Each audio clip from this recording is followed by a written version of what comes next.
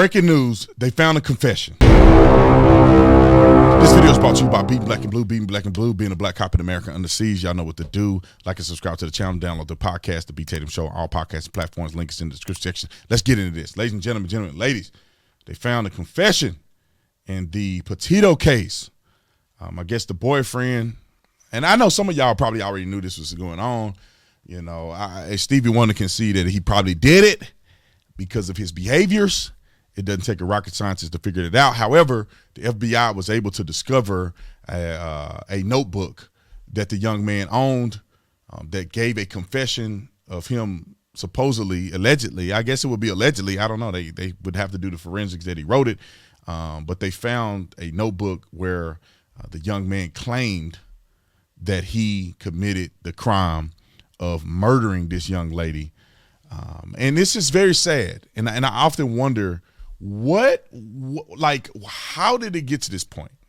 How did it get to this point?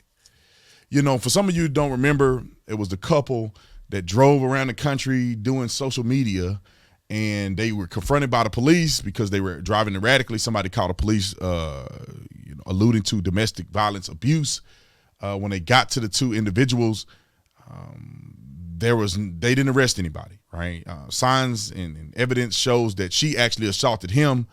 And people talk about the witnesses that were there that said that they saw this and they saw that. There was no signs of injury, no consistency with what the caller had said. No matter what you say, there's no consistency. The police on the recording said that they were going to take her to jail, but they decided not to. They separated the two. Long story short, they both got back together. She goes missing. And we all know what happened. She goes missing. He go back home. His family and them drive him around and do all kind of stuff. They drop him off somewhere, go pick his car up. He went into the desert and he's gone. Everybody knew that he probably offed himself. But the sad part is, in my opinion, is that two young people are even involved in something like this. You in your 20s, you're in the 20s. How you offing somebody and offing yourself? And just break up. I guess if it was that easy, there would be none of this stuff happening. But you would think, man, you're young. Y'all don't like each other, break up. He's 100 other women out here, 200 other men. Break up, go on about your business. And I like to say this, and I know that it's not specifically what's going on. Some of this background view is better than me just talking.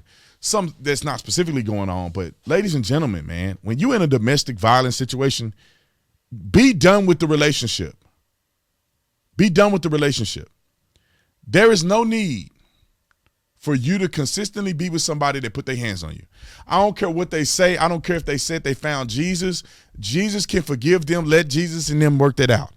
Somebody put their hands on you. Leave them the first time. I mean, hey, leave them.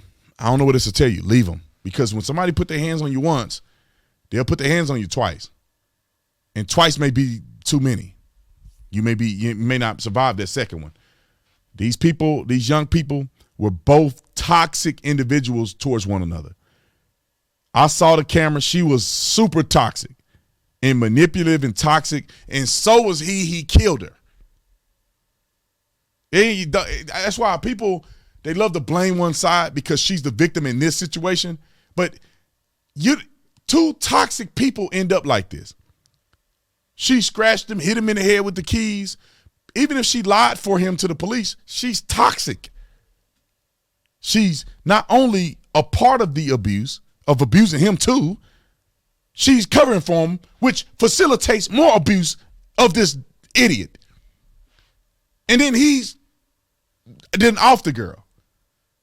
Two toxic people in a relationship with one another. Don't pick a side. I already had an argument with y'all about this before. Don't be trying to pick a side.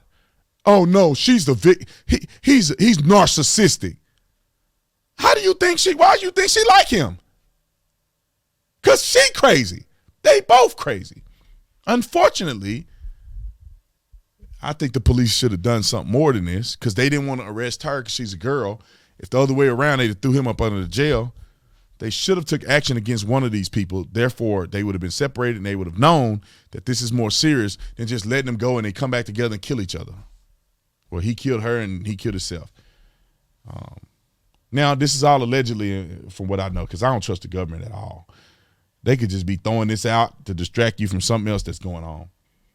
But it's a very sad situation that 20-year-old people are involved in this. But anyway, breaking news, they found it. They closed the case. There's a reported confession from the Laundrie kid.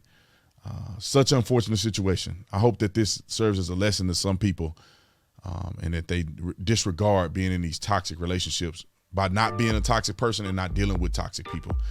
Anyway, I love you guys. Appreciate you. See you on the next one. I'm out.